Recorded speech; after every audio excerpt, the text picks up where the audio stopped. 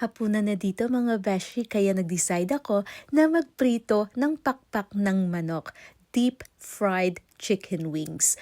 Pero syempre bago natin iprito, dapat i-season muna natin ang ating pakpak para hindi bland yung ating manok.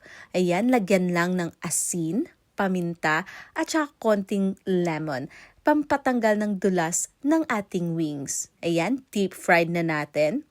Siyempre, para crispy nagluto na rin ako ng sausage kasi paborito yan ng aking anak. Kain po tayo!